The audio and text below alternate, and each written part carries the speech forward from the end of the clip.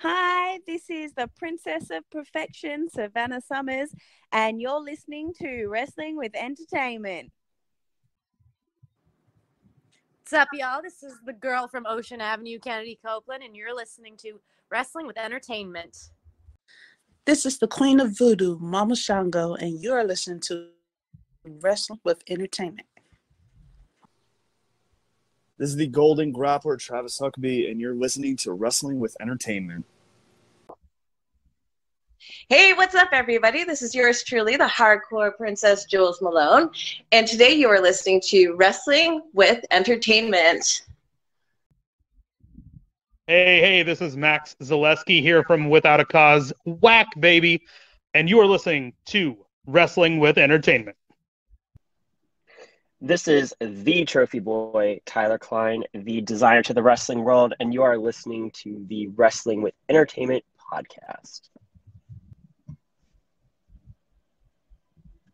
Hello, and welcome to the show. It's Wrestling with Entertainment, bringing you the latest exclusive breaking news, previewing and reviewing the latest shows from WWE, AEW, New Japan every Saturday, and interviewing all your favorite wrestlers on Wednesday. On YouTube and Castbox, sponsored by Rogue Energy. Use promo code WrestlingWithE for 10% off your next purchase. As of course, I am your host, James J., alongside Coleco Yachts. For once, I am not fashionably late. And Scooter Dust, who will not be joining us tonight. But it is a great day for wrestling, because we are wrestling with one half of the runway, the trophy boy, Tyler Klein. Thank you, of course. I mean, I might have been just a little bit fashionably late. You know, that's my whole thing. Had to be looking nice, but yeah, realized podcast. But you gotta look good, even if it's just my voice you're hearing. Hey, we're not mad. And you guys can... Exactly. Trust me, your time and your clothes have to coordinate. Of course. I get it. Every single time. It doesn't matter what you're doing. That is the whole purpose of being, me. And being part of the runway. Could you tell us what you got coming up, where we could find you on social media? Yeah, sure. So I am all over Instagram and all over Twitter. Instagram is trophyboy_Tyler_Klein. For my Instagram and my Twitter handle, for everybody who doesn't follow me as you should be, is tboy_Tyler Klein over there on Twitter. Posting a whole bunch of updates recently all over the place with everything that I'm doing, everything that Calvin Couture is doing as my tag team partner of the runway, and just kind of getting it all out there, getting back into the groove of things now that, stuff's starting to get a little bit more fast-paced and a little bit more opened up. And you got any shows coming up? Oh, there's all kinds of shows coming up on your part of when I mean, people are always getting at the runway, having one of those shows. I'm pretty sure that our entire summer is essentially booked up. Some places I can't say just yet because some of them are debuts, but we're coming to a whole bunch of different states this summer, from Florida to Alabama. We've got some New Jersey stuff coming along the way, North Carolina, mostly here based in our city of Pittsburgh, but all kinds of stuff with multiple promotions, and I can't wait. We were just announced to be doing a part of the online series with Enjoy Wrestling, which is a new promotion here in Pittsburgh, and one of our most local promotions, Rise Pro Wrestling, is coming up on the 19th of June. Don't know what the runway is doing yet, but you'll just have to stay tuned to my social media to find out. All right. And is there a pro wrestling tee store as well? Yes. So I have mine. If you just search Tyler Klein, it'll be on there as well. And I wouldn't be much of a fashion expert if I didn't plug Calvin's as well as Calvin Couture. Our new runway t-shirt is up for sale right now, and then our individual ones have, all of our personal touches to go along with it, and these great shirts that we've got designed. Well, I designed, because my design. I am the designer of the group. Gotta throw that out there. That's why we always look so great. So you're telling us that we could be a quarter of fashionable as Tyler Klein? You could try. I mean, we'll see. 10% top. Well, yeah, a little bit. Yeah, let's not go quarter, maybe 10. You know, you got to have the t-shirts and everything as our start, but then you just got to just revamp your entire wardrobe and just kind of go all out there. You have to be, you got to make a statement when it comes to fashion and wrestling. And of course, all of the links will be in the description of the video below, both on YouTube and Castbox. Now you've been working with Cap Leapfrog as of late, and of course, oh yeah, and like you said, Rise, your home company. Could you tell us about your relationships with both of the companies? Yeah. So, well, Rise is I really I'll back up a little bit. Rise is one of the promotions I work for here in Pittsburgh. It's not really my home company. Actually, I was trained originally in Massachusetts, where I debuted for my school, which was called Belltime Club, run by Bo Douglas, who was trained by Killer Kowalski. That's where I started out, and I moved to Pittsburgh about 2 years ago, almost 2 years ago, and started the tag team with Calvin. After being friends online for a while, I just needed a change, wanted to get out of Boston, lack of R's and everything else like that. Just they couldn't handle all this in Massachusetts. So why not go with the fashionista of professional wrestling, Calvin Couture, and make one of the most sought after tag teams in independence right now, and the most fashionable tag team in the independence right now. You did mention Camp Leapfrog.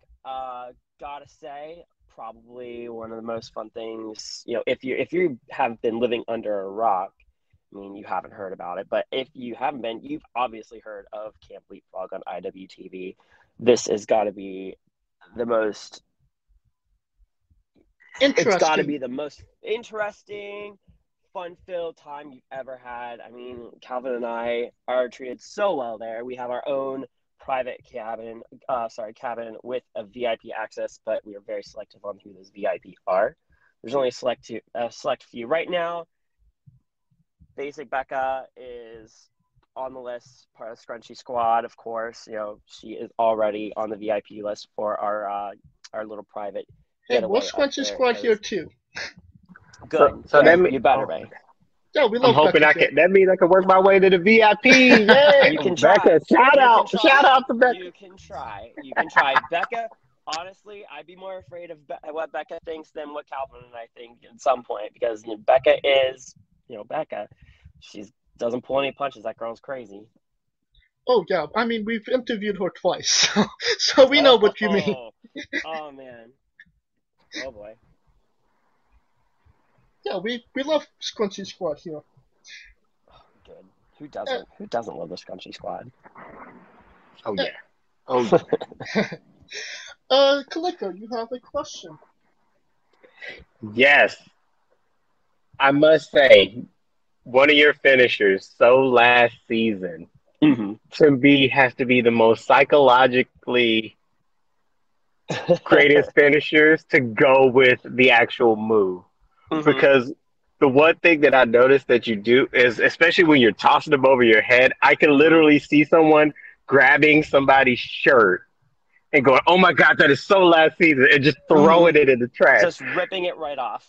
Exactly. I just wanted you to talk about the psychology of even coming up with that finisher and that name together, because sometimes we get people, you have people who have finishers and the name, sometimes I'll go with the finishers, but I feel like yours fits perfectly with your style, your persona, your whole aura, if you will.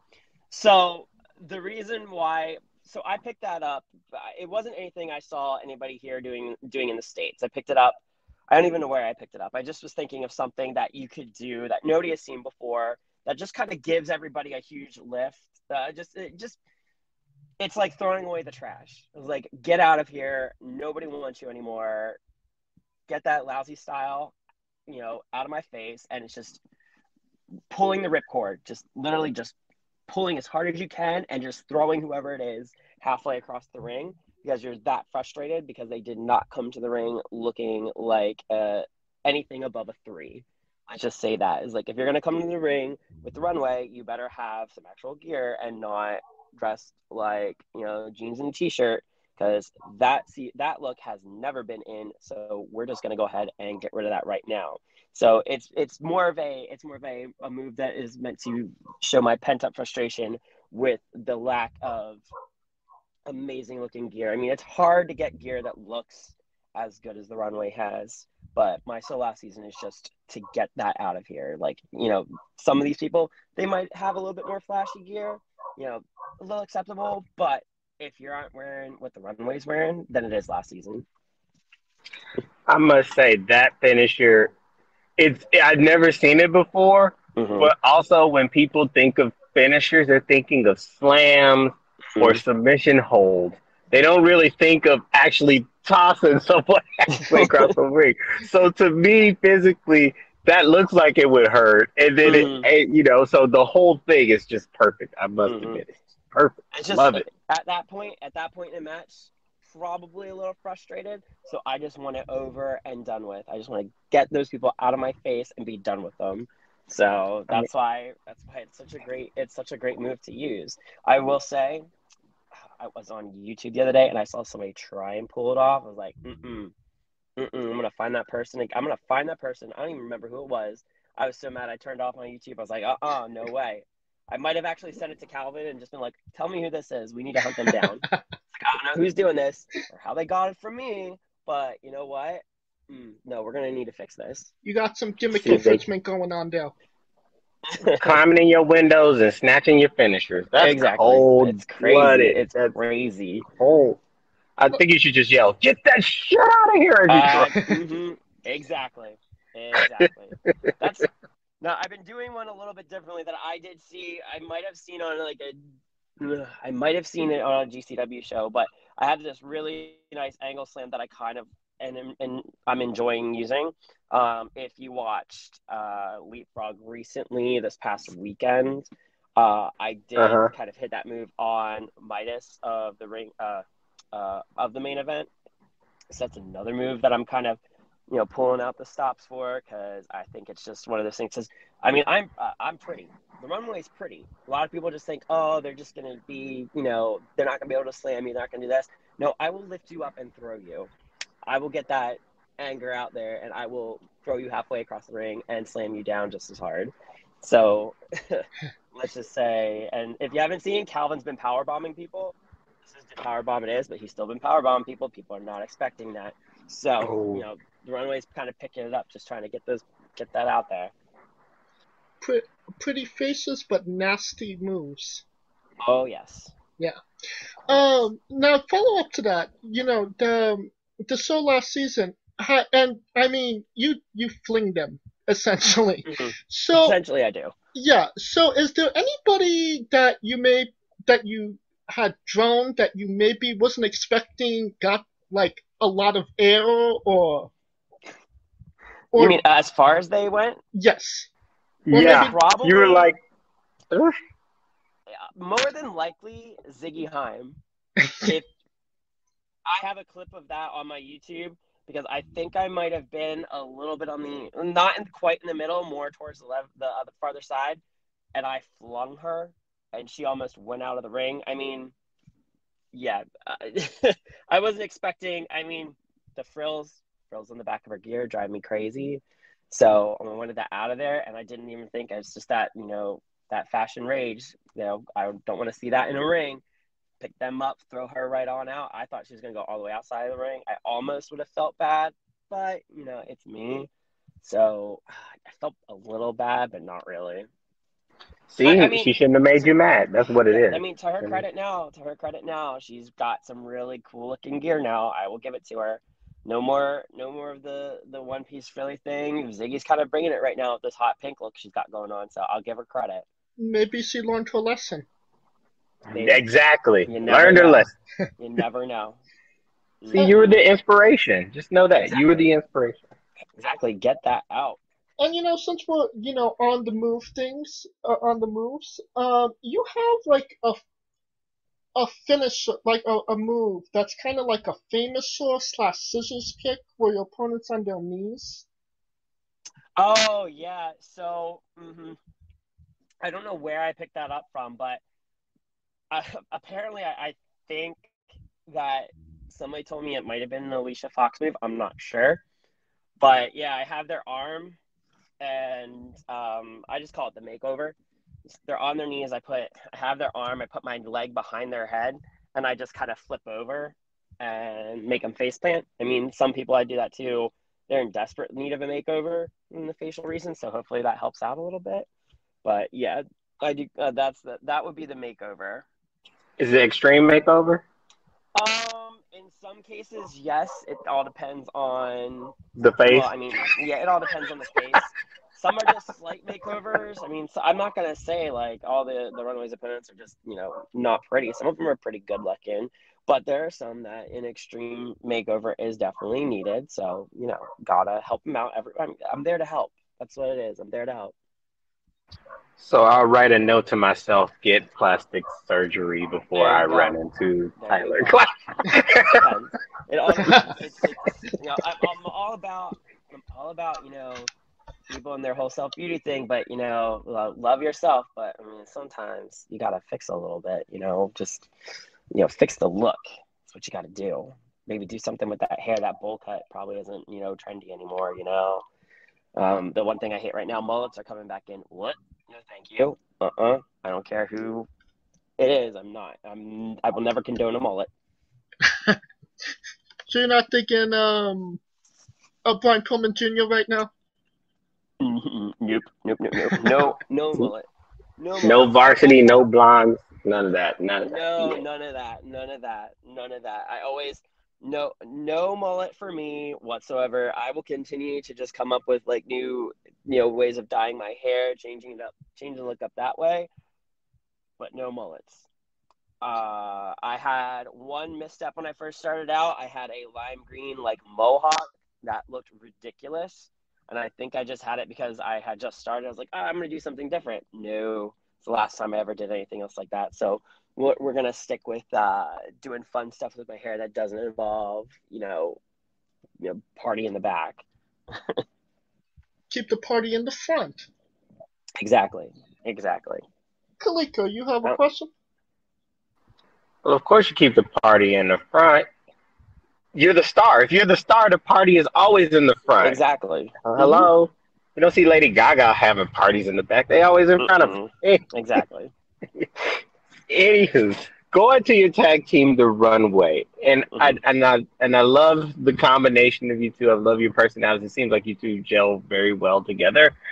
I always ask if there is any difficulty, because some people actually just try to box you guys in as just this, like what you were saying earlier. They're just these pretty boys who ain't got no punch, and it's like pretty face, but I'll fuck your face up type of deal. So I always want to ask, has there ever been any challenges with that, especially when, because I always say something like to the effect of like the Street Profits just going, they could get comedy, but they could get serious when it needs to be.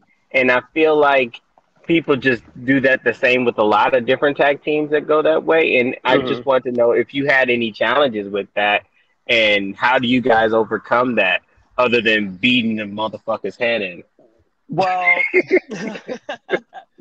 we don't really run into a lot of challenges. I mean, we thrive on that as far as like having people who doubt us when they get in the ring with us. You get people that are just like, oh, who are these guys? They're just pretty. They're not this. They're not that. Let me tell you, when we did the Poly Cult party, or the Polyam Cult party in Pittsburgh last summer, if you had seen Calvin striking Jack Pollock, you would be scared, because Calvin went crazy on Jack Pollock in that match we had where we teamed with Effie.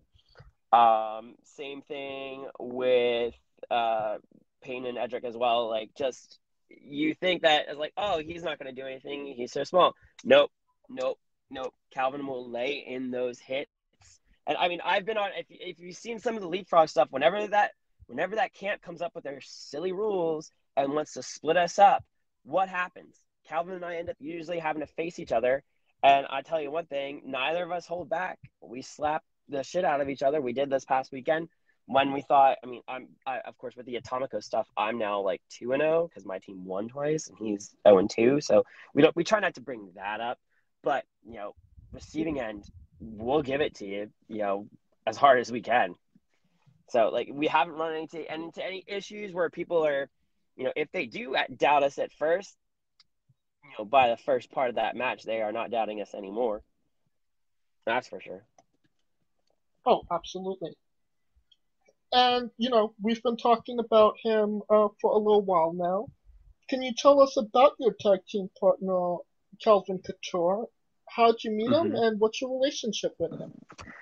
Sure. So, Calvin, I had started training and everything up in Massachusetts, and Calvin's based here in Pittsburgh originally. Met each other through Instagram, just kind of talked, became friends. when I was up in Massachusetts, I was kind of working a lot, not really wrestling, mainly because I was working on Saturday, so I didn't really have the time.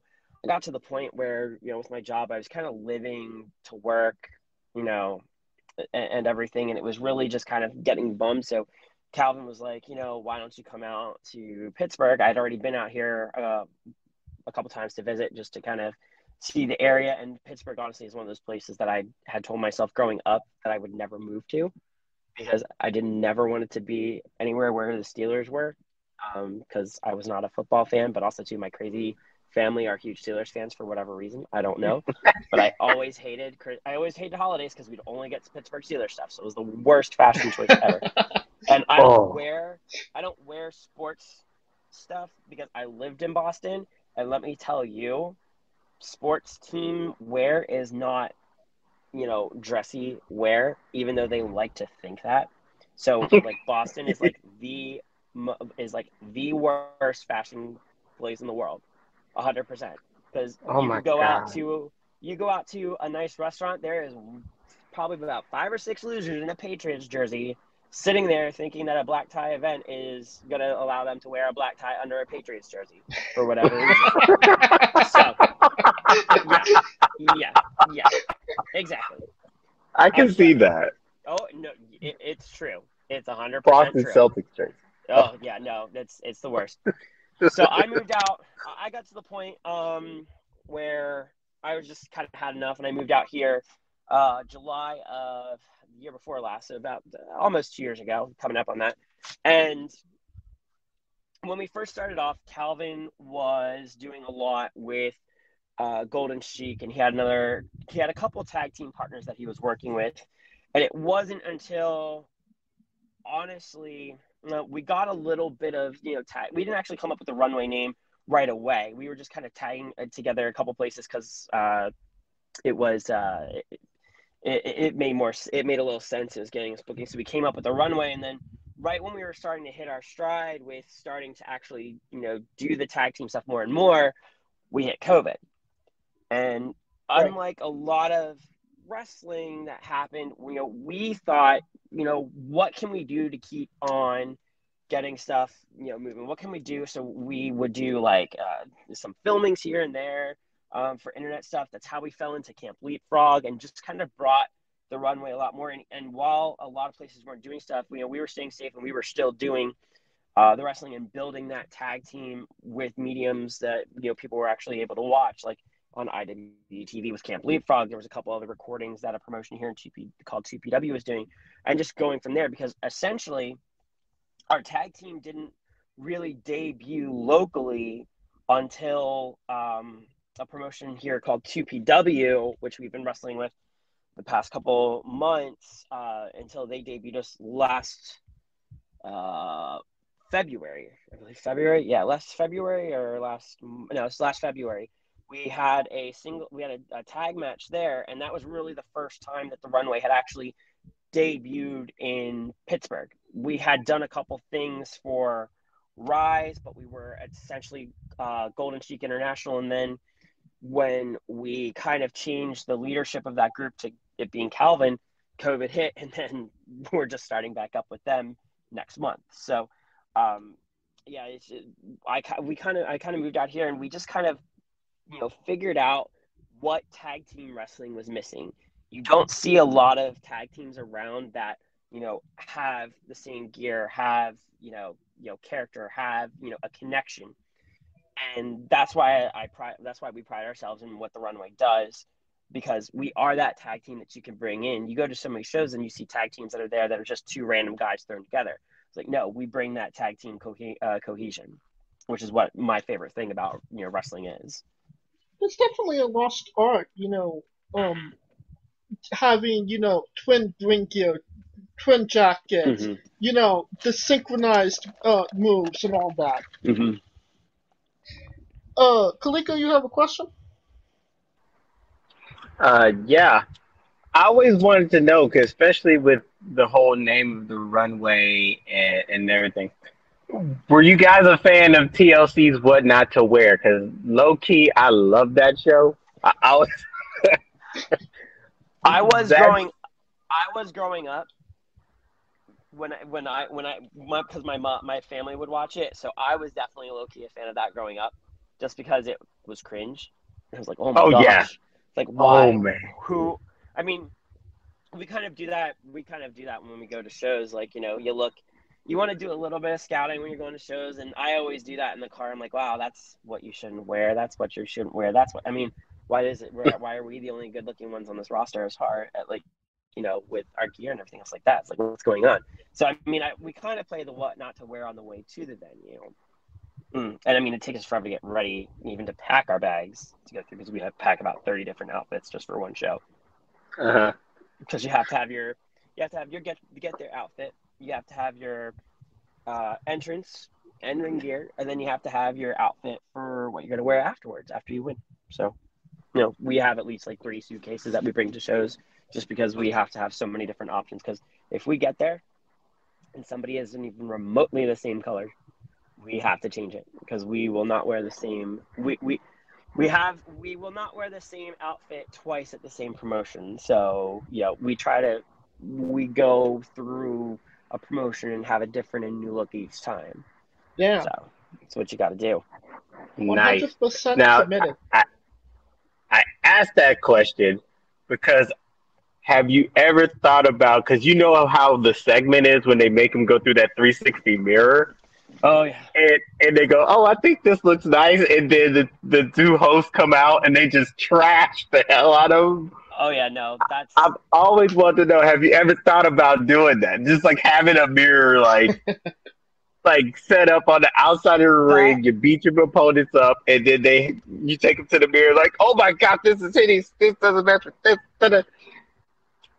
I would love to do that. The majority of places that we go, there are some things where even when we're getting ready, or even when we're out there waiting for our opponents to come, once they hit that curtain, it's not like, oh man, I'm gonna beat them to a pulp. The first thing that runs through my head is, oh my God, that's what they wore. Are you kidding me? Do you know who we are? Like, seriously, and this is what you wear? Oh my gosh! Like, I can't take it. Like, that's the main. That's the main reason why we go so, that we're a little deceptive. We go hard when it comes to the wrestling. We gotta get there's no judgment here. Out. I mean, if you don't get disqualified, you didn't cheat. Mm-hmm. Note to self: buy full body mirror for tag team to judge other motherfuckers. I mean, I always like to just kind of sit there at the top and look out. And honestly, if the promotion wants to have us come in and just kind of sit in the upper part, maybe if there's a nice balcony that we can make private, we'll sit there and just judge everybody that comes through the curtain on the show. We'll totally do that. Call people out. Just thinking of it that way. You're doing them a solid. Oh yeah. Is the biggest fashion taboo, in your opinion, the sports shorts? That's one. My biggest fashion taboo as far as wrestling goes, is wearing jeans to the ring. Like, okay, we get it. You want to be late era Stone Cold. We got it. Ooh. But, you got to change it up a little bit. You got to see, my thing with wrestling is, and this is why my favorite era in wrestling is usually when it was, Macho Man and the Ultimate Warrior, because everything was big. Everybody was larger than life. Everything It was flashy. Yeah. If you're not doing that when you come to the ring, who's going to remember you? You got to be memorable. Your outfit has to speak who you are, so that you remember, oh, I remember that character. I remember those guys, what they were, whatever. Because while the runway wears the most fabulous stuff, going to the ring, in the ring, people are going to remember who we are. Not based off of all the flippy moves, but they're going to remember what we looked like and how much, obviously, they loved our look. I mean, because who doesn't? But that is my biggest thing in wrestling right now. It's like, I love it when teams are out there and they are just characters and they are just have great outfits and stuff like that. Because, if you look at the indies, everybody is doing flips. Everybody's doing this. Everybody's doing that. But when you look at the shows, who do you remember? Because the same person probably is somebody on that show. Everybody on that show has probably done some sort of high spot, in the same point in the match. Right. Not the runway. No, we don't need to do that. You just need to look at us and, hate us, hopefully. And I mean, not Or a lot of be people are envious. flinging people around and giving them makeovers. Oh, yeah. I mean, I love it because if you've been looking at everything the runway has done recently, we've been doing the intergender bonanza for Stan Styles, and last time we had a fashionista street fight. Now, that is an invention of Calvin's. That's 100% him. So we did it against the hardcore great Jeff Cannonball. If anybody has ever seen a Jeff Cannonball match, I don't think Jeff was fully prepared for what we had in store for him. There was glitter, there were sparkles, there was rhinestones.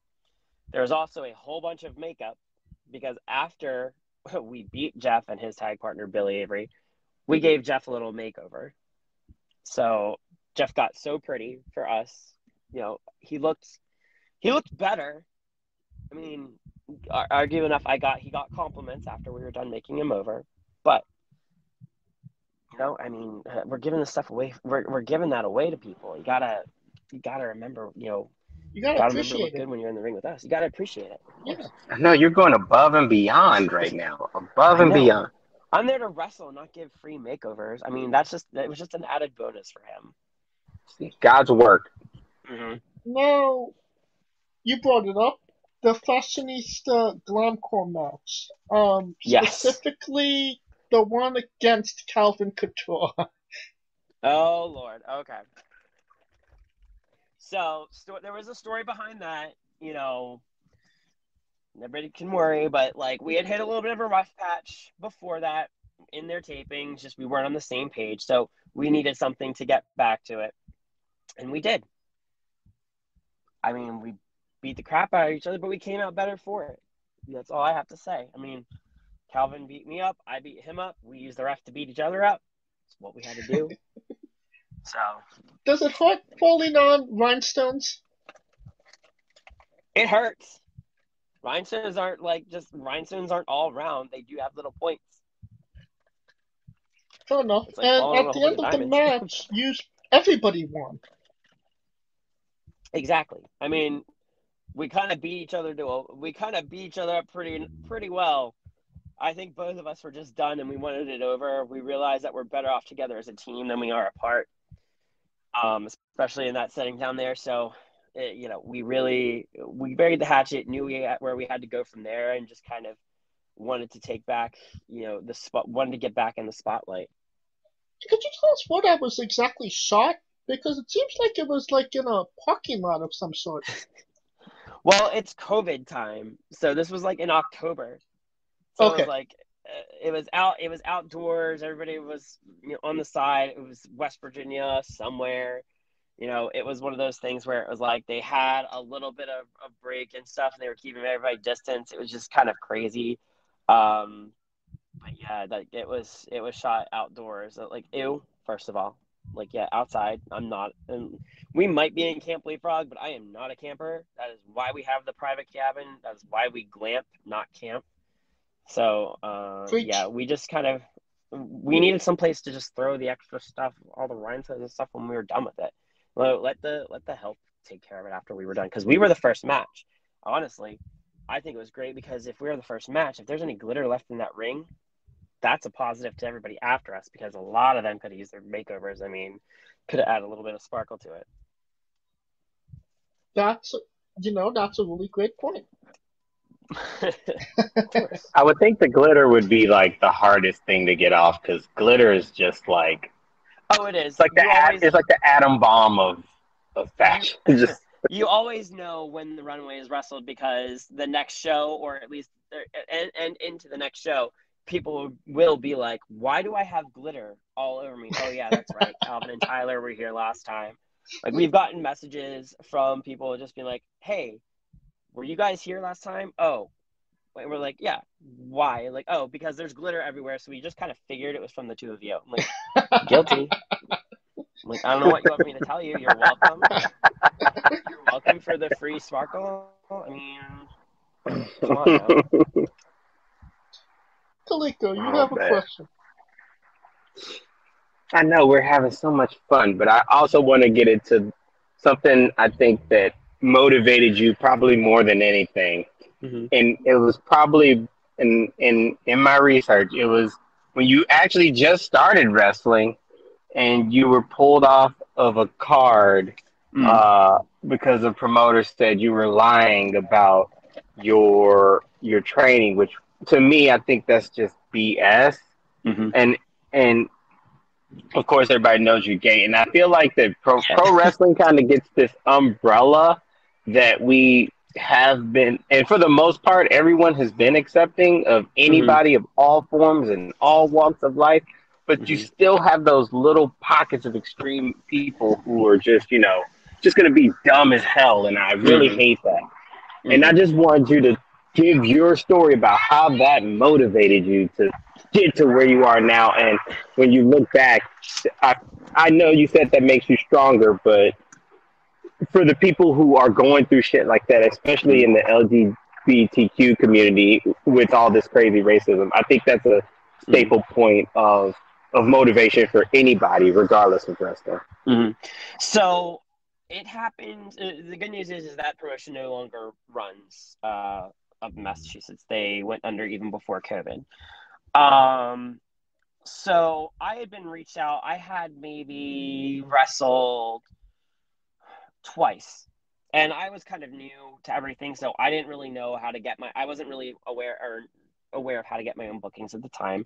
A friend of mine reached out to me who was in Massachusetts and was like, hey, there's a show coming up. Would you like to be on it? And I was like, yeah, sure, that would be great. Let me give, here's my information to the promoter, everything else like that. And Massachusetts is small, so everybody kind of knows everybody up there. If you were training somewhere, they knew where you were training. So, day of, I'm all excited, I'm all tan, I'm all ready to go. I actually was I was still working, but I had taken like a half day. And about an hour or about 2.5 hours before call time, I get a email. And the email is just basically, hey, I'm taking you off the card. I don't respect you for lying to me about your training, yada, yada, yada, yada. Like, it just kind of went on, and I'm just like, what are you talking about? Like, I'm fully trained. My trainer, so-and-so, and in the match that you have me wrestling, I'm actually wrestling one of the co-trainers at my school. And I'm like, this doesn't make sense. Like, I at that point, I hadn't really been wrestling long enough to where I had dealt with any type of it. And honestly, thinking I haven't dealt with it since then. This was like the one time. I got really upset.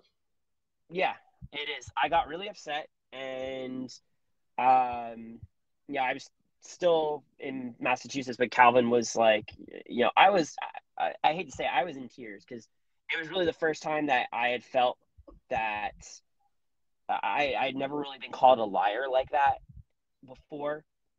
So it kind of hurt. And it was just one of those things, you know, they replaced me with somebody who was a great wrestler. But it was like, I was like, okay, well, maybe it was something else. Like, hopefully it wasn't.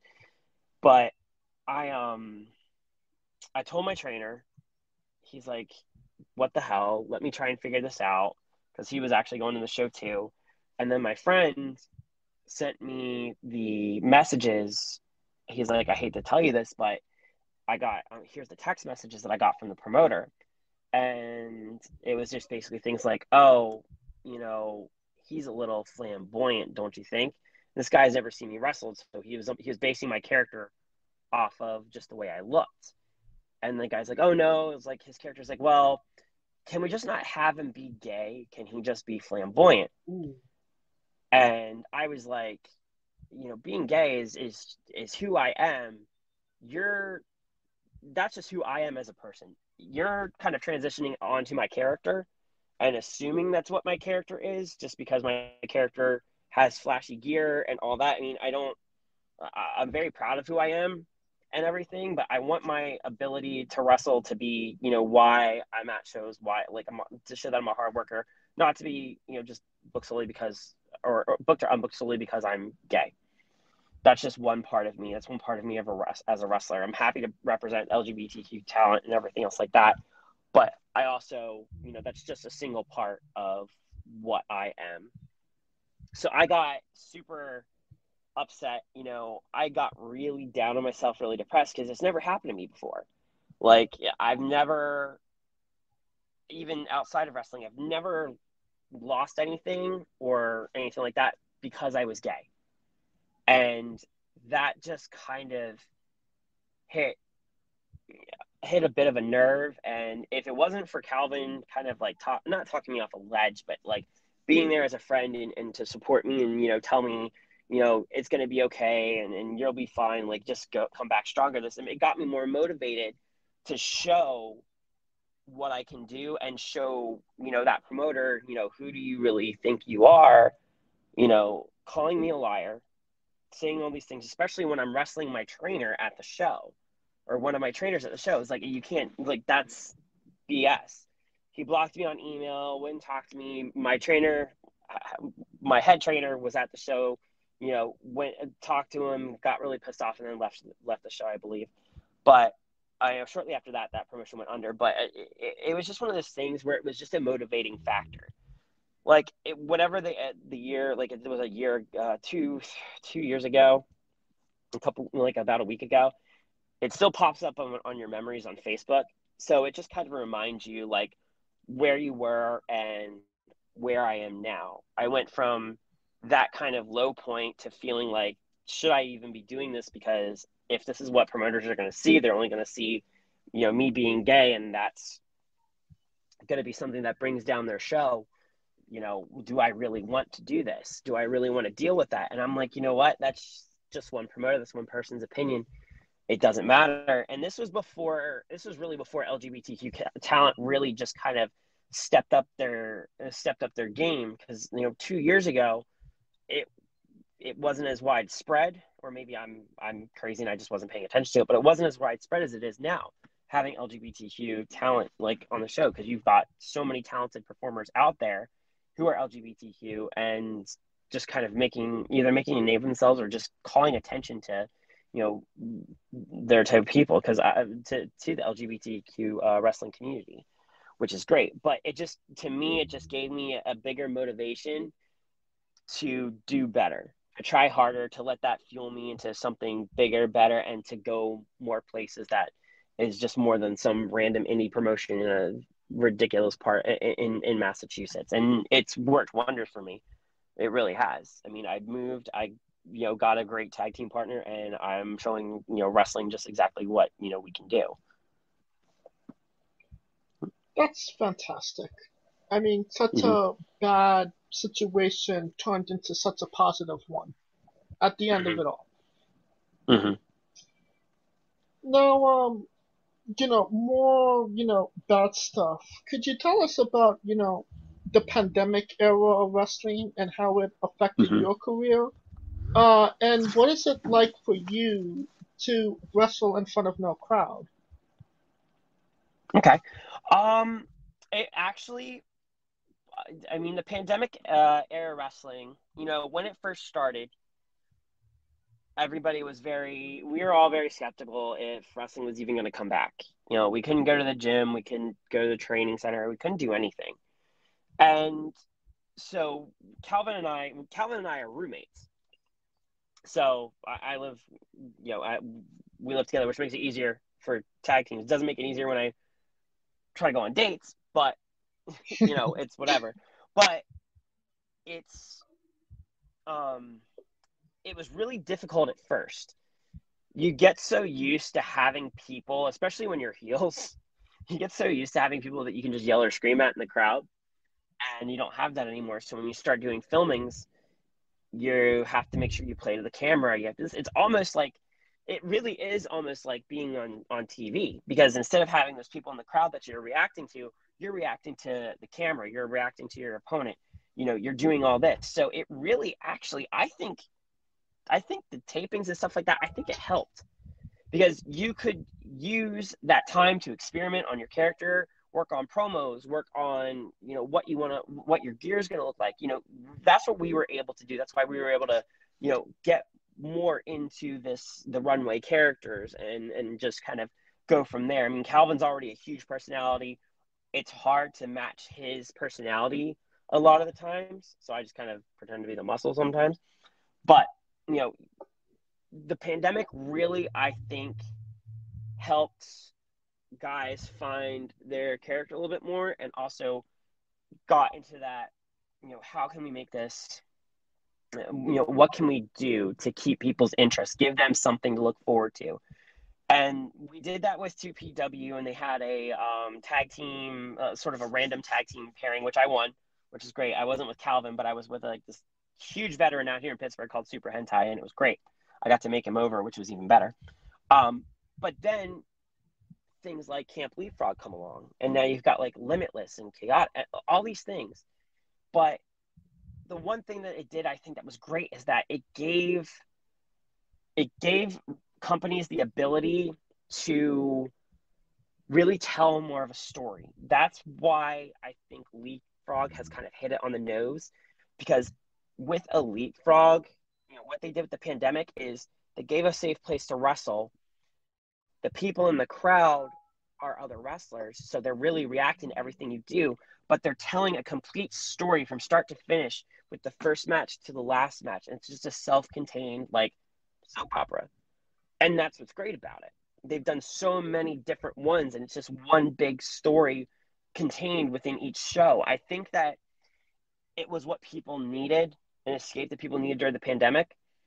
And I think a lot of people and a lot of wrestlers are better off for stuff like that, because it just kept you going. So I think that, that's kind of where we've gotten to now that things are starting to open back up. We're going to miss that little, self-contained story, throughout the entire thing, but we're going to get used to being better for those fans in front of a camera, not in front of the camera, but in front of those crowds, and just kind of like breathe that all back in. Speaking of storytelling, can you tell us about the meat slap heard around the world? So, okay.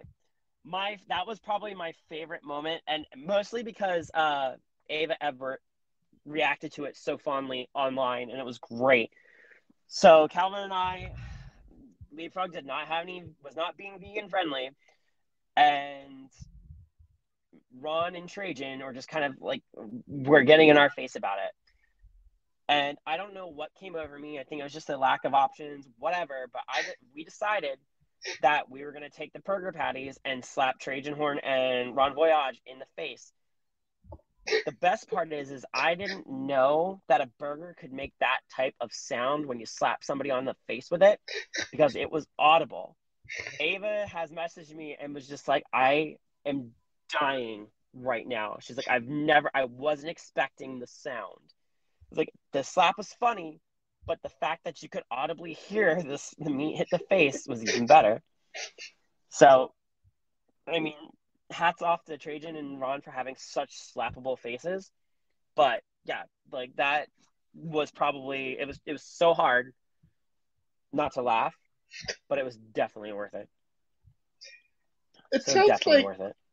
it sounds like it was kind of a moment that nobody kind of expected. No, nobody expected. I mean, it was just one of those things. Like, you know, your temper goes when everything doesn't go your way, and you have to improvise. And they were in our face, so you know what? They're getting slapped with a slab of meat. I mean, that's how it goes. Kaliko, you have a question?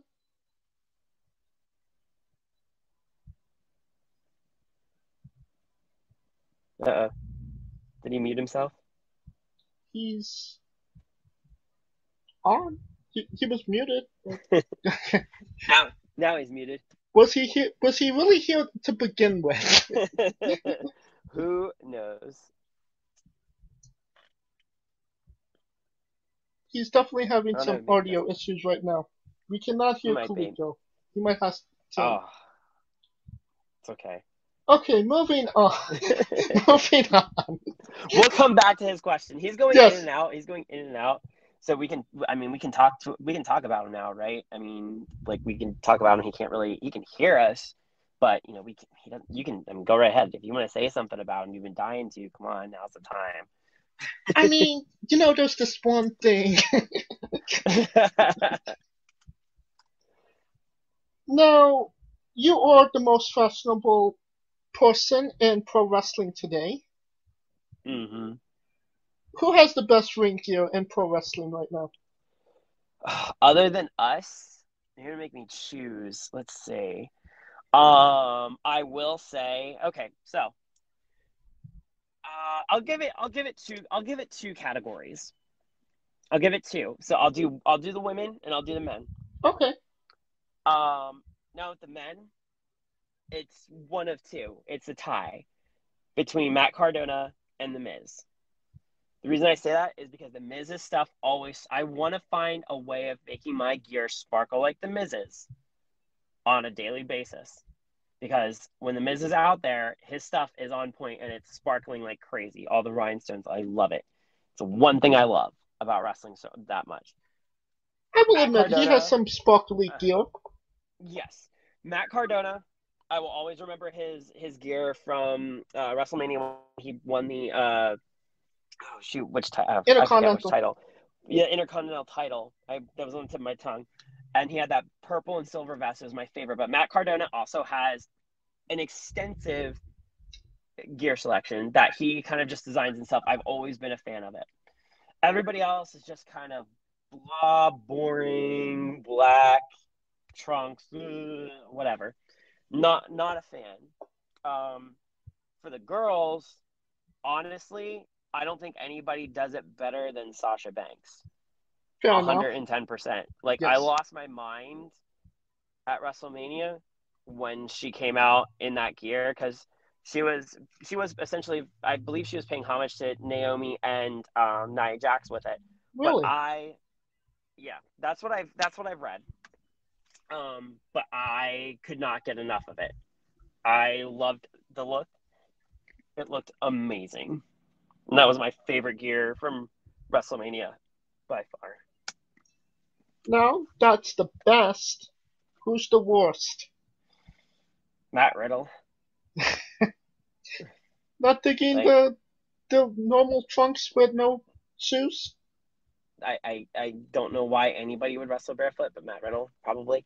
I don't really have a least favorite with the girls. I think all the girls, like, all the girls look great. I don't care what anybody says.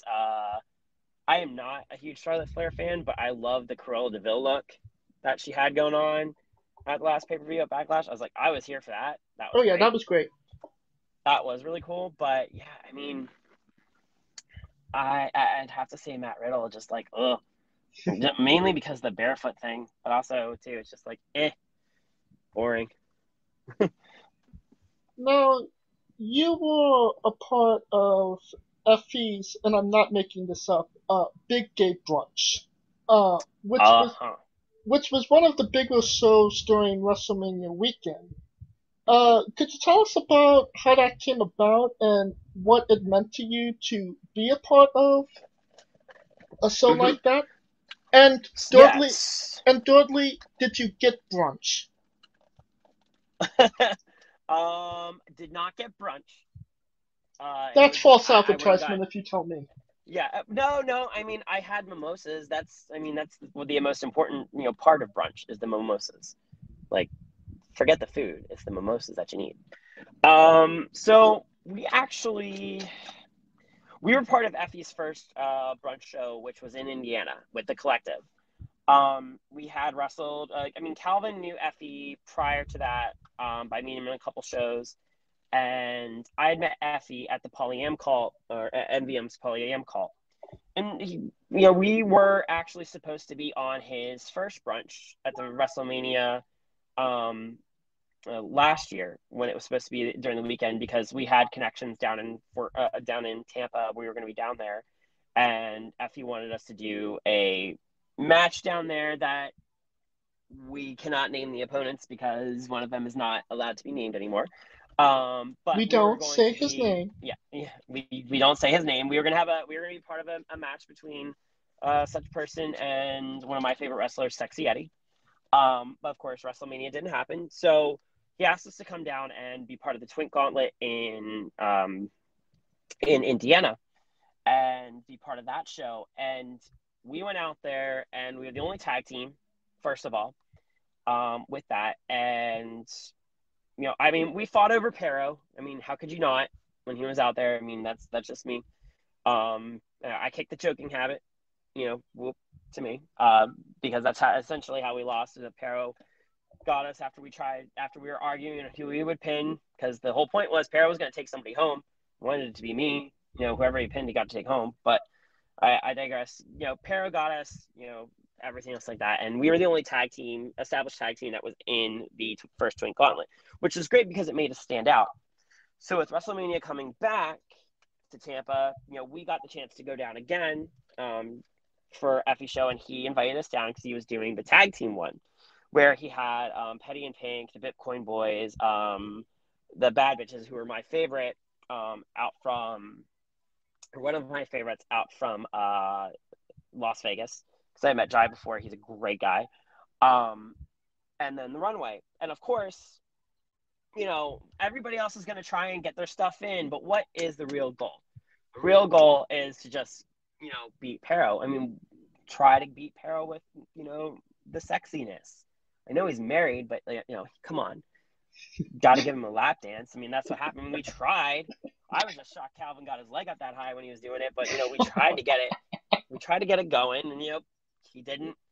Pero didn't go, and Odinson had to ruin it. So, that's what it is. But, I will say with the footage we got, I love seeing my butt shake in 4K. That was probably the best thing of my life. Like, I don't care about not winning. I just love the fact that, I got to watch my, butt shake, in 4K slow motion. Like, it's a highlight for me. I'm done. I don't need anything else. Like, I've peaked at that point. You could retire a happy man. I can retire happy. Exactly. I can retire happy. I believe Kaliko is back and has a question. I can hear him breathing. Maybe it was. Maybe. I don't know. What is... Poor Kaliko. Poor guy. Yeah. All right. Have him, just if you can hear us, text him your question and I'll answer. Or type him. Oh, he left. He's coming back, maybe. He's coming back. He's coming back. There. Kaliko? Am I back from the dead? There, you're back. I'm back from the dead. There we go. Just like Curry. It's Curry. It's got to be Curry. Anyway. Finally, I was hearing that story, and I had a Destiny's Child bootylicious freaking line No, we danced to Pony. Okay, we danced to Pony. Oh. No, I was saying you could put Bootylicious by Destiny's Child Exactly. on that joint. We could Because have. they ain't ready for your jelly. That's what I was about to Damn it. No, they were not. Neither was Pero. I mean, it wasn't just the sun. He was red in the face. So I'm just saying, it wasn't just because it was 90 degrees outside. You know, he was a little red in the face when I kind of turned around, and there was my ass. So there we go. That's what's hot in her. Well, the scary part about the whole thing wasn't Pero. It was the fact that the night before was one of the super hardcore deathmatch shows for GCW. So you get there, and all the glass has been swept under the ring. Ooh. So you get out there, and you're like, okay, the apron's covering everything, but there's no way in hell I'm bumping on the outside or going to the outside of the ring or falling out, because if I do, I'm going to get cut up. So it was funny when Odinson pounced us, I almost flew out of the ring. And one of the fans who was there was on the side. I almost flew out on him. If I hadn't hit the ropes after I got knocked out, I would have been like covered in glass. And I'm just like, oh, thank goodness that didn't happen. I did not need to have this booty cut up. Like, no, it's my meal ticket. I can't have that. That is not the show. You were not booked for that show. No, that was exactly. That was not a fashionista street fight. That's for sure. That was deathmatch and stuff. Like, I'll do the fashionista street fight all the time, but I'm good. I don't need the blood. No, thank you. Too pretty. All right. Now I can finally get to the question, because you've been posting these memes that are so funny. It is actually pretty genius, where you put yourself out there with your outfit and you go, the outfit, the inspiration. And to me, I'm like, oh my God, that is like so good. I just wanted to know, where did that idea come from? Because it's good not only it's like marketing for yourself. Hell, what are these companies to see it and be like, hey, we'll logo that on your ass? You know what I'm saying? Well, it's every once in a while. So whenever everything shut down with COVID, Twitter got very trendy. Like, people just being like, here's my inspiration for this. Here's this. Here's that. A lot of my gear is not. I don't really have a whole lot of inspiration for it. There's some tag gear. Like, Calvin and I have a Tiffany blue colored pair of gear. He's got his look like a Tiffany box. Mine just a pair of black chunks with a chevron on the side, that the chevron flap that covers some of my thigh. That's got the Tiffany blue. It matches, but it doesn't. We've got a gold pair like it too. The purple velvet is just a Crown Royal kind of look, because it's fancy, gotta have that. My favorite one, and I'm pretty sure Erica Lee is going to try and steal it from me. I have a Lisa Frank looking rainbow leopard print trunks. I showed Erica them, and I'm pretty sure she might mug me for them next time she sees me, because they are right up her alley. But yeah, they look like a 90s Lisa Frank, folder. It's just bright rainbow leopard print, fun. And on the back of the trunks, I got two of them, because I couldn't just be happy with one. One of them has Trophy Boy on the back. The other one just says Cocky Suck It on it, because I don't know why. I saw it on a t-shirt and I thought it was great. And then I'm like, wow, if I end up on a show that does not want me to wear this, that's not good. That's not good. But they're like one of my first pair of trunks I ever had made, and I love them because they look so good on. But every time I've worn them, people are like, these are ridiculous. But so the inspiration for those ones was basically a Lisa Frank. I've got a couple that look like Clueless, yellow and red plaid, that fun stuff. My new pair that I'm getting done soon, I'm really looking forward to. I'm almost got it finished. I cannot wait. It's going to be pretty epic. I'm hoping to have it for June for Pride Month. I can't give away what it's going to look like, but it's going to be loud and obnoxious. So, this is singles gear. So Calvin's going to get his own gear, but this is my gift to me, and eventually my gift to wrestling fans. So. All right. Will it have Too Cute to Give a Fuck on it? It would. I gifted that to Yoya right now, because I mean, he's a little excited. I'm pretty sure he's a little excited for that. I mean, it was Calix's rule. Everybody had to have crop tops, so I had crop tops.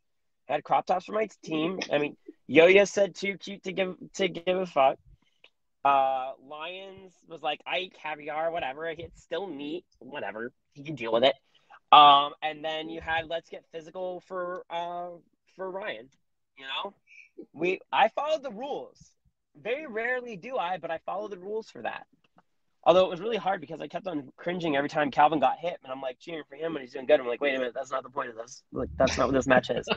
Whatever. I mean, come on. How did Yo-Yo not look too cute? Seriously. Oh yeah. That boy. Oh yeah. I mean, yeah. He was loving. Oh it. yeah. Oh yeah. I can see it from the matches. I can see it all. Yeah, too cute. Now, something people might not know about you. You're a Power Rangers fan, correct? Oh yes. Yes. But I am very particular. Yes, because there's like been 50 million of them. So I'm assuming the OGs, the original. Original 5. Let's get that straight. The original 5. 5. Oh, so not even the Green Ranger before Tommy. So fuck Tommy. Not in a million years will I ever like that. I get into fights with people. Like, you think the Marvel versus DC fights are vicious between people, or Star Trek and Star Wars are vicious? No. WWE versus AEW. Exactly. You think those are bad? You have not seen me unload on somebody who wants to try and tell me how the Green Ranger is their favorite Ranger. I will not have it. I will go into lengthy discussions on how you are wrong. Well, like 100%. One reason I can say that they're wrong is because he changed like 88 colors. He went from green to white to red. It was just, he was all over the place. So in all the footage and everything comes from Japan. Everybody knows that. I mean, if they really wanted to be as good as they needed to be, they would have, like they did in Japan, killed the Green Ranger, because they did. The Japanese, in the Super Sentai version, they killed the Green Ranger. He wasn't in there for that long. But also, too, everybody thinks he's so powerful. Why is he always the one getting his butt kicked first and then losing his powers? Exactly. Everybody can shut up now. I do give him props. He did have that one scene where he jumped in the Megazord and whooped everybody's ass and then tossed their asses out the Zord. So I got to give him props for that part. You give it one. I don't have this problem with the Green Ranger as much as I don't like Jason David Frank. I just can't. I don't have a problem with the Green Ranger per se. I just can't stand the actor. But that's a whole nother story. I have my own personal reasons for it. And I can't. It's just because I spent not to cause drama, but I spent an entire day with the original Red Ranger, and I found out so many things. So I'm just kind of like, I'd rather not. Like, I didn't like him before. I don't like him now.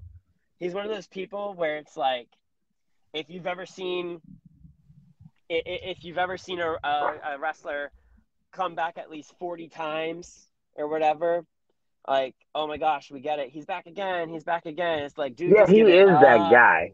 He's like that guy. He's like Brock Lesnar. He just keeps coming back for whatever reason we don't know, but he's just there again and again and again. So when he called out CM Punk, you were hoping CM Punk beat the hell out of him. Oh, yeah.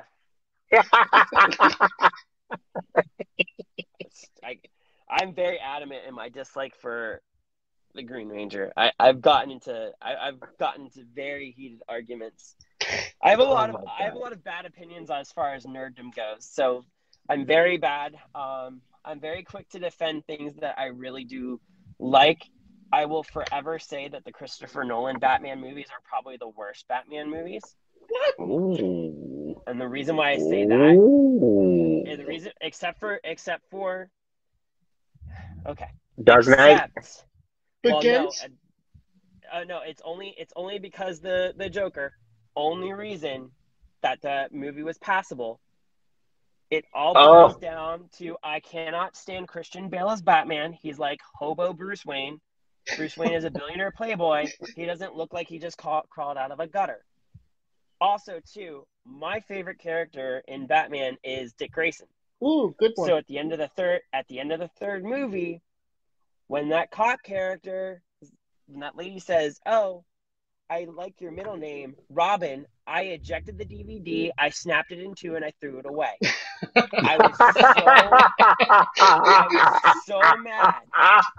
I was so mad. I have yet to go back and watch any of those movies. I refuse to. I refuse to. To me, the Bane in Batman and Robin was a better Bane than Tom Hardy. I Because kind of agree with that to a degree. Because I'm a huge fan of the animated Batman. Yeah. The Yes. cartoon. And The animated Batman's the best. Yeah. Bane is like, and even in the comics, Bane's a giant like luchador. He wears a lucha mask. The one in Batman and Robin looked exactly like I thought he would. I don't know what the hell happened in the last Dark Knight movie, but this is not Bane. Talking like this, if I'm gonna watch it, I'm not gonna watch it with subtitles so I can understand what the villain is saying. I'm sorry, like, no, thank you. I am super adamant about that. Okay, now since we're in this wormhole, Yeah, we're in this the best Batman has to be Michael Keaton, right?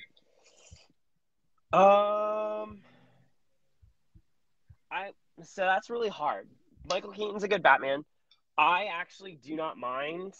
Val Kilmer? No, Ben Affleck. Oh, Affleck, yeah. I don't mind when everybody was giving him crap about it. I actually thought, I'm like, okay, to me, that he screams. He actually, looks like he would be a billionaire playboy. Even though they made him older looking, it made sense for the movie context. But to me, like, if I'm thinking like a polished billionaire playboy, I'm thinking more Ben Affleck for the times. I mean, Michael Keaton back then, yes.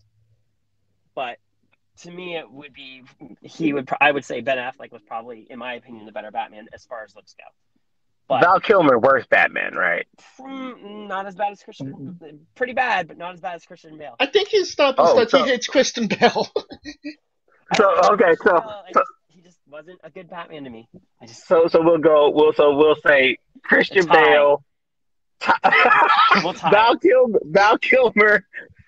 Kilmer, and Christian Bale tie. George Clooney. What about George Clooney? I would take George Clooney's like bat nipples any day of the week instead of Christian Bale. I'd rather watch those and the awful campiness of it all, like the bat credit card. I'd rather watch that than anything that Christian Bale has been in with Batman.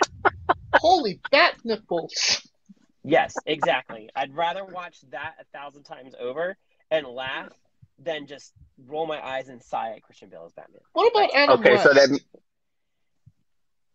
the OG. I mean, the OG. He was good.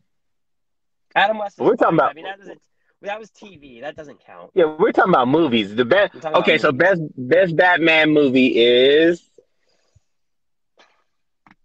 Worst part is like I'm a huge Batman fan, and I'd probably say, all right, if we're gonna go best Batman movie, Mask of the Phantasm. Ooh, I'm gonna go animated. I'm gonna go animated on you because the live ones are okay. Animated ones, where is that? I feel like the live ones, live ones don't. They don't follow the books at all or the comic book. They just do their own shit. And I feel like, what was it, like Batman Forever? They were too busy trying to be like TV Batman and then book Batman, and it was like, Jesus Christ, like just let it go. Just stop. It's enough. You said that you're, and now we're getting. You said you're a Dick Grayson fan. Have you ever seen Titans? Yes. Yeah, I like that. I do like that. That's not too bad. I mean, it's pretty good, especially if you're a Dick Grayson fan, which I am. Yeah, so much better than anything they've really put out there. I'm just kind of like, I'll watch the Marvel's kind of got the capitalization on the movie universes, and and even now they're starting to get a capitalization on the TV universes because their products are so much better. Warner Brothers just needs to stop. Like, they just need to stop with everything. Get Zack Snyder out of there. I'm kind of done. I'm kind of done with Warner Brothers right now. which makes it Just when I got HBO Max, damn it. mm-hmm. Oh my goodness, I can only imagine. Now, one controversial topic to an even more controversial topic. Pineapple on pizza. What's your stance? Gross. What is wrong with people? Why would you do that to pizza? Pizza is the best food on the planet. Why would you put fruit on it? Maybe because they thinking, oh, you should see the people that try to put like a Caesar salad on it. It's just like Jesus. No. The only thing that belongs to me, the only thing that belongs on pizza is pepperoni and sausage. That's it. I had sausage pizza yesterday. Amen. Thank you. Yeah. Thank you. Mhm. Pepperoni sauce, like a nice meat. Pepperoni sausage. You don't need veggies on it. You want veggies, get a salad. Amen. I know all the people that try to get veggies on a pizza are just trying to say, oh, it's because it makes it healthy. No, it does not. It's still a pizza. Yes. If you're gonna be eating that, just get the whole fatty treatment. Just get nothing but meat on it. Throw some bacon on it. Buffalo chicken pizza is great too. Oh, yeah. No peppers, no onions, no spinach, no like giant tomatoes. No, I guess pizza. Stop trying to make it healthy. It's not supposed to be. See, don't half-ass the fat, whole-ass the fat. Exactly. Now, what's your spirit Makes the most Pokemon? sense. What's your spirit Pokemon? Probably I'm just gonna be like as OG as I can get with this. Charizard. You can't go wrong. Classic. It's a tie between that. It's a tie between that and Incineroar. Incineroar for obvious reasons. Actually, it's a three-way tie. I've only ever really liked the starters. Like that's my problem. Like I've only ever really liked the well, not ever liked the starters, but the starters are always my everybody's go-to. So like Charizard, Squirtle. No. I'm going by generations. So Charizard. Oh. For Alligator. Let's see. Mhm. Gen 3 was which was Gen 3? I usually have this memorized. Sceptile. Usually I'm fire. Yeah, usually I'm fire type. Yeah. Usually fire type Pokemon, but I switched it up there. Fire type for everything like Infernape, and I did the Superior. I did that, but really like it's a Greninja, Incineroar, and Charizard are like my top three. Like, and that's a solid 3. Yeah, it's a solid 3. The legendaries, whatever with the legendaries. They don't really mean anything. The only other thing would be like Umbreon, because it's a badass dark type Pokemon. Come on. I mean, it's so sleek looking. It's beautiful. Nice. I don't do the ugly Pokemon. I do the ones that'll rip your face off. That's right. Take that, my champ. I tell everybody, I'm like, why do you go against people? Like, if I have friends who are like, oh, I'm trying to, it's like, who the heck even uses like Swords Dance? Nobody. Half my Pokemon like melt your face off in the first 2 moves. Like, come on, like you don't need to spend one. Like, I've never played it where I've never played any of these games where I get all the added stat moves that boost. It's like, no, my things will rip your face off in the first 3 seconds. Like, that's what it is. That's what Pokemon is. Swords. See, I like his style. When it comes to Pokemon fighting, you don't get paid by the hour. Good shit. I yell at people too. Like I used to yell at my brother. It's like, do you not know typing? Like seriously, I'd scream at my little brother all the time. It's like, could you not, like, what part of you made you think that a water type could take out a fire? What the heck? You suck at this game. Like I was a bad Pokemon player, like really bad. I cheated so many kids. I cheated so many of the kids in my grade out of their cards because I knew their value. I got one of those really good Charizard cards when they were huge, and I traded it for a Cubone, and they were none the wiser. So yeah, no, Shiesty since day one. That's why I'm a great heel. Just saying. Like, if you're heel from day one. If your stupid kid is giving somebody a Charizard card for a freaking Cubone, maybe you need to parent better. Just saying. Hey, he's dropping facts. He's dropping knowledge. And I still have that card. That card is still in a binder in my room. all nice and neat. So I still have that card, and it will forever be. It's like, oh hey, this is the card I cheated a kid out of in school, and I'm so proud of that. A cue ball? Framed. That's a fleet. Did you have a ski mask on when you did that trade? Because I feel like that was just a robbery. No, it felt like it though. It felt like it though. It was one of my brother's friends, so he was like 5 years younger than me. So I was, he saw, dinosaur staying with the skull. I'm like, yeah, it's really rare. Give me that one. And he traded it. Like, okay.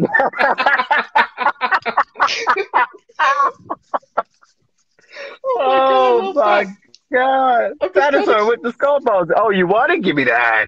Yeah, it's like, no, we'll just trade this one. That's good. It'll be fine. I was not expecting that answer.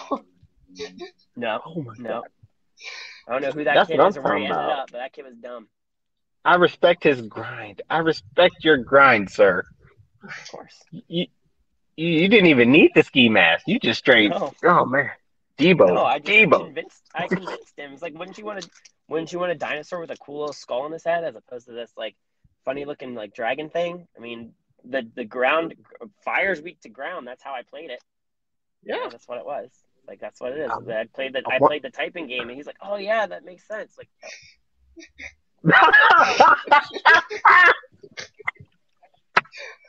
he's just out here fleecing cats. I wonder what his parents thought when he brought home that. I don't know. I don't even think they knew because it was like, I mean, Pokemon cards when I was little, it was cutthroat. I mean, now people. Now people are beating up each other for like a pack of cards where there's like, I'm like, chill, there's like 1,000 plus Pokemon now. Before it was only 150. Yeah, it was 150. Like, it was more cutthroat when I was a kid because there was a lot less you could collect. Yeah, right. Exactly. Now it's too many. I'm like, like when it was at 150, you was just like, man, look. Electro, Diglett, it was Mankey, Minotaur, Rosetta, Pharaoh, Pidgey, Sinking, Jordanite. And then they added. Then they add 150. Then they add Mew, and it's like, oh man, like what the hell's happening? Well, yeah, it's 151. Exactly. People lost their minds. Anyway, the weirdest question you'll ever be asked on a wrestling podcast: would you ever consider wrestling a rock? Not Dwayne Johnson, not the country, an actual rock. The actual rock, yes, a rock. I mean, there are probably some people that are about as dense as rocks that I wrestled, so I probably have already beat you to that. Damn. But I mean, no, not really. That's fire Pokemon. Burn. Exactly. Rock. No, because it's nature, and I won't touch dirt. So I would say no. All right. Yeah, he's too pretty to touch dirt. What are you talking about? He ain't touching boulders. He's too cute as fuck to be touching nature. All right. Yeah, I don't do that. That's. Yeah. Just for context, there's this wrestler named Psycho Mike that wrestled an actual rock, for over 15 minutes in what was billed as a 2-week Iron Man match. And Kenny Omega wrestled an inflatable doll in Japan. Like, yeah, people do silly stuff. Kaliko, you have a colossal question. Oh, yes. I mean, I feel like I could get some of his songs, but based on your wrestling career, which is meteoric, I must say, it's a meteoric rise. It's done to the moon, as one person would say. If you had a soundtrack of your wrestling career, what would be the first 3 songs you picked that best mirrors your wrestling career? Oh, God. Let's see. Fresh Off the Runway by Rihanna. Oh, yeah. Okay. Poker Face by Lady Gaga. Yep. Good one. See? And, let's see. Oh, shit. The Kesha song. TikTok. TikTok? No. Yeah. See, I kind of I knew it was going to be some glamorous women singers. I knew it was going to be that type of job. See, I know this. See, I'm gonna put together a Spotify list, and I'm put everybody's music, and I feel like those 3 will get anything done. Oh, yeah. No, it's usually always those. I don't really have any like guy singers that I really like. Quite honestly, I think girls are better singers anyway. But like every once in a while, I'll get on some like '90s like Green, maybe like an old school Green Day or Newfound Glory or some kind of stuff like that. Some Ooh. really really hard stuff. But I would much rather listen to some type of club mix. But I feel like those three, Rihanna with Fresh Off the Runway is great because it's fashion. It makes sense. Poker Face is my favorite Lady Gaga song. Though my Oh, yeah. entrance is a EP that one of my entrance songs is an EP that she does called Fashion. It's not the one that was released. It's an EP. So I have that copy that my friend gave me. And Nice. then TikTok is just one of those party songs where it's just like hot mess. Oh yeah, After. it'll get shit jumping. Yep. So yeah. Dang, Green Day though. Dookie Green Day. American Idiot Green Day. Ah. By that time, that was like the comeback. So yeah, I'll give you that. Yeah.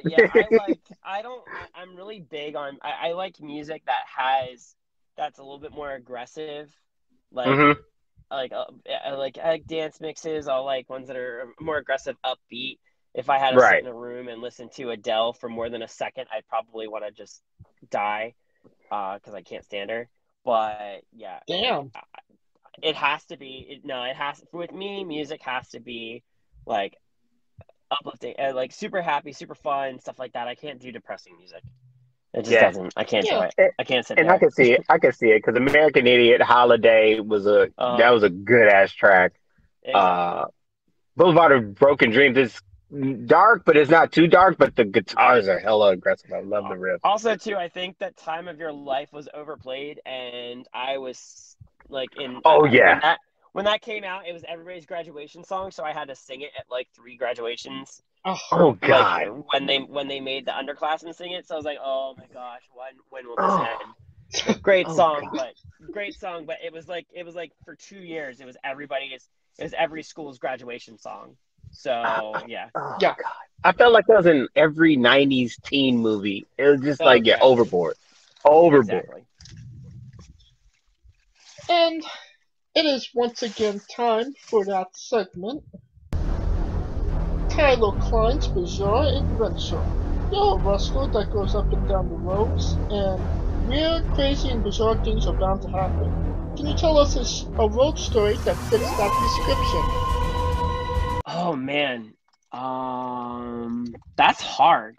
Actually, I don't think I have anything that's all in all crazy other than me getting fits of road rage at drivers. Usually it's just I love going on road trips with wrestlers that are very similar to my personality. If you watch the Camp Play Frog we had out there, we did a road trip with Chase Gold, and you'll see Ella Shea coming up on the next Camp Play Frog. She's amazing.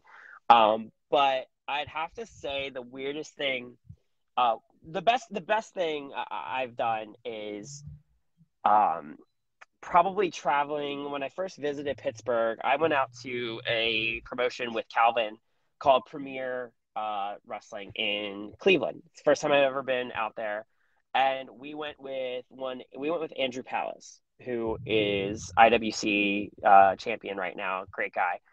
Yes. Within reason. Andrew Palace, huge nerd. I'm a huge nerd. Calvin was driving and literally took a back seat the entire time. Did not get a word in because Palace and I were sitting having very in-depth discussions on everything nerdy and all of our collections. And that drive was 2 hours there and 2 hours back. So it was about a 4-hour trip back and forth with just talking nerdy stuff. One of the most fun, probably like trips I'd have to say is going to the Intergender Bonanza and being part of it with the ever fabulous Raylyn and being in a car with her, because she's one of my favorite people to be around, because she's kind of just like we're very similar, and her attitudes, and watching her have a little fit of road rage in Philly is always the highlight because she's like me. She's like me when it comes to driving, and we're not the ones doing things wrong. Everybody else is. So that's what I do because I was born in Jersey, so I know how Philly drivers are. So my beeping is just saying very bad words to people, especially curse words, to everybody and their mother and the old people driving too, and it's not pretty because I will say very mean things to the old people who drive that I shouldn't. So it's basically just me yelling at people is probably the highlight. I haven't had anything weird. Actually, you know what? That's a lie. Calvin and I drove to a filming during COVID, and on the way there, could not find it because we lost all phone signal. And we turn around to where we can finally figure out where this place is, and there's a cow in the road that we almost hit. Oh my God. I'm like, what have we done? Where are we? Like, I'm like, this is not good for me. There's cows. Like, I don't do animals. That cow's not on a plate. It's not my steak dinner. What is going on? You're slapping people with them? Exactly where it's like I have not slapped anybody with this meat yet. This cow, I don't know what to do. Like, why is this animal in the road? Somebody call an adult. Like, I do not want to run into it, but I'm too afraid to get it to move. But yeah, that's probably like that's the weirdest. I mean, there's all kinds of stories. I don't have anything super crazy to go off of, but you never know. We're going down to Alabama, we're going down to Florida, we're going down to North Carolina soon. All these different promotions, a lot of them is going to be us driving, so there might be shenanigans on the way. You don't know. It's probably going to happen. And I mean, we got to bring you back after that to see if there are any bizarre adventures. I mean, speaking of cows, Charlotte's ring gear, did you think she pulled it off on Monday? Wait, who's ring gear? The Dalmatian one. It's Dalmatian. Okay, I am all for Cruella de Vil. I'm all for that. Yeah. Like, I may not like Charlotte Flair very much because she's just not my cup of tea, but I do love the Cruella de Vil throwback. That's great. And a more you weren't even here. Huh? Yeah, he wasn't even here for who I said was best and worst dressed. Because he went away. Oh, I got you. You said worst was Riddle. Riddle was the worst because it's flip flops and shit. I get it. And then you said the best. And you said the best was Matt Cardona and The Miz, which The Miz looks like a Naruto character, but I get it. It's a sparkle. It shows off. Like, it's what it is. It's a sparkle. On a more serious note, where do you see yourself in 5 years? Hopefully just still wrestling and having fun. Really, quite honestly, the goal for me with wrestling has never been to like get signed, nothing like that, because I know what I want. Getting signed is not really something that I want because it would take creative control away. And I like having creative control over my character and my gear and the runway and everything else like that. Just continuing, I'd like to see myself maybe do something like overseas, maybe go to Australia because I have a couple friends there, wrestle there, maybe go to the UK, someplace fun like that, and just continue to travel around the US and go different places, at least get newer places and really kind of just continue on with tag team wrestling. Because I feel like tag team wrestling is an art that's been lost, and I really want to see it come back. All right. And what is a match people should go out of their way to see that best shows off what Tyler Klein is all about? Let's see. I've got quite a few matches on my YouTube. You just search Tyler Klein, but I would say anything Camp Leapfrog. Honestly, if you want to see what the runway is all about, go watch Camp Love Frog on IWTV. It's literally an entire show focused on myself, Calvin, and Effie, and Edith Surreal. So you want to see what the runway is all about? Give that a watch. We get to sing, and it's amazing. But we have a really great match with Boomer Hatfield and Molly McCoy. That is definitely one of the highlight matches. I mean, anything from Camp Leap Frog is great, but I would suggest Camp Love Frog. Or if you want to get a little bit of Scrunchy Squad, check out Viewer's Choice. Yeah. You get to see us team with Becca. Gotta support Scrunchy Squad. Mm-hmm. Kaliko, you have one last question before we get into it?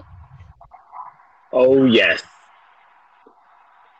Have you ever thought about giving any championship belts makeovers? Because there are some that need it. Yeah, the AEW women's title, 110%. Because that is way too. It looks like, I think I saw something today that people considered calling it. I saw somebody said it looked like those crushed pennies that you get at the zoo. Yes. Which it does. The 51 cent. The main AEW title is just too big. Honestly, I think it's like too big for anybody. The end. And then the SmackDown Championship title, the only makeover I'd say for that is, for love of God, get it off of Roman Reigns. That would do so much better for that belt's image. Sorry to say. But yeah, for the love of God, get it off of him. But yeah, no, as far as like that, I think that the women's AEW belt just needs a complete overhaul, because that is just like, it does. It looks like they went to the zoo, put a penny in that press thing, turned the little wheel, and out popped each of the little metal plates of varying different sizes. And I mean, it looks more like a wristwatch rather than a championship title. It does. Yeah. It does. But keep in mind, they put in 2 quarters to crush a penny. Exactly. It's oof. It just needs a little bit of a change. We are nearing the conclusion of this interview, so we are wrestling with the 8 questions of doom. Oh boy. No actual doom inquired. This is our bonus round, our speed round, the round where we see who you really are. Are you ready, Tyler? I think so. Excluding yourself, greatest wrestler of all time. Macho Man. Worst wrestler of all time. Roman Reigns. Ooh. There's a rivalry there. Don't hate me, internet. I'm just kind of over it. You're main eventing WrestleMania for the World Championship. Who is your opponent? Matt Cardona, because he deserves it. If you could come out to anyone's entrance music, past or present, who would it be? Oh God, Sasha Banks, 100%. I think I've got her. I've got all of her. I've got the old one, and I've got the Snoop Dogg remix on like repeat all the time with my windows down. So probably hers. Which one, the original or the Snoop Dogg? The Snoop Dogg one, because Oh. it kind of slaps. That's my hype song. Finish the sentence. Kayfabe is...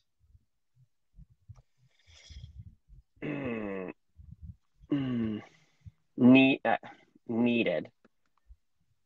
Good one. I guess. Yeah. Squash, fruit or vegetable?